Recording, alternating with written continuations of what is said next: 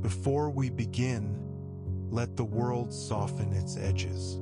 The day has loosened its hold on you now. Nothing needs to be decided. Nothing needs to be finished. Let your breath move slowly, as if time itself has slowed to meet you. There is a place between waking and sleep where light and shadow no longer argue. This is where Persephone walks. Long ago, when the earth was young and the gods still shaped the world with their presence, Persephone lived among fields and flowers, untouched by endings. She was the daughter of Demeter, goddess of the harvest, and wherever Persephone stepped, the land answered. Grass lifted its head. Blossoms opened without hesitation. The soil remembered how to nourish life. Persephone did not command growth. She invited it. There was a gentleness about her that made the world feel safe. She moved without urgency, without ambition, unaware that such innocence was itself a kind of power. She knew the upper world completely. She knew warmth and color.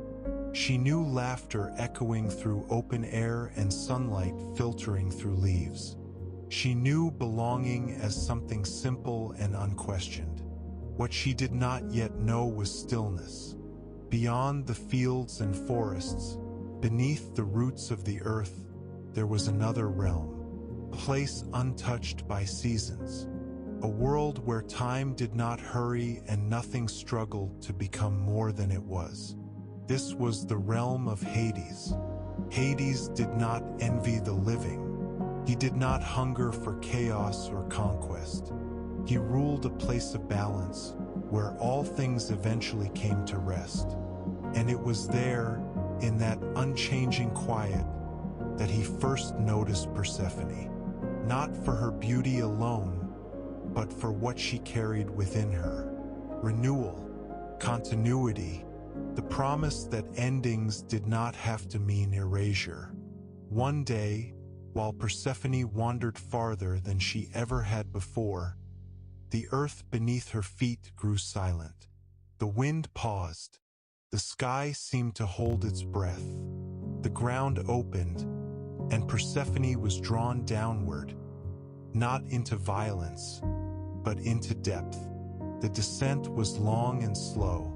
Light thinned, sound softened. The warmth of the upper world faded, replaced by a stillness that felt heavy at first, then strangely calming. When she arrived in the underworld, Persephone felt fear not of harm, but of unfamiliar quiet. Nothing there demanded her attention. Nothing reached for her.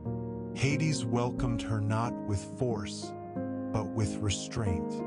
He offered her a place beside him, not as possession, but as presence. Persephone listened. She observed the souls who wandered gently, no longer bound by hunger or ambition. She saw that death was not cruelty, but pause, that suffering did not continue forever. Slowly, the underworld responded to her, not with flowers, but with warmth, not with color, but with gentler shadows. Above them both, Demeter searched. She felt Persephone's absence like a tear in the fabric of the earth. Fields that once bloomed easily grew barren. Seeds refused to rise. The world grew cold, not in anger, but in grief. Demeter withdrew her gifts. Winter spread, not as punishment, but as mourning made visible. Mortals suffered. The gods grew uneasy. Zeus saw what imbalance had begun. A world without growth could not endure. A realm of death untouched by life could not remain whole. He called Persephone to the threshold between worlds. There, standing between light and shadow, Persephone was offered a choice. But choices are rarely clean.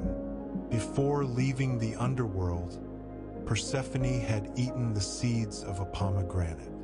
not as deception, not as trap, but as connection. By tasting its fruit, she had accepted the truth of that realm. She had taken it into herself.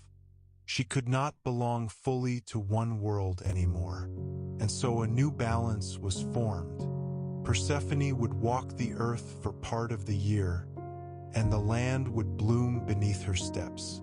She would return to the underworld for the rest, and the world above would rest, gathering strength. Demeter learned to let go without forgetting. The seasons learned their rhythm, but Persephone changed most of all. She returned to the upper world no longer as a child of endless spring, but as someone who understood loss. She walked among flowers with a quieter joy, knowing they would not last forever.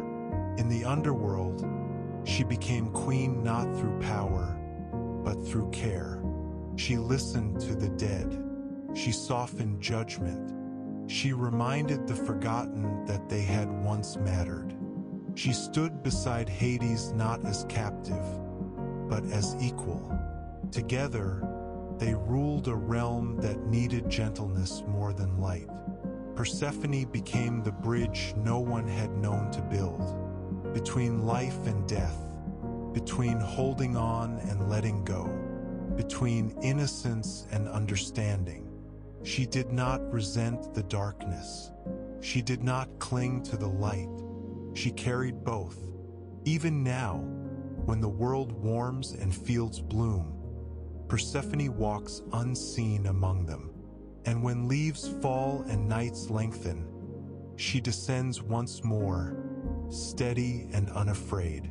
She teaches the world that nothing is lost forever, that rest is part of growth, that darkness does not erase what has bloomed. So as you rest now, let her story remain with you. You do not need to stay in one season of your life. You are allowed to change. You are allowed to rest. You are allowed to return. Like Persephone, you can belong to more than one place. And for now, sleep is enough.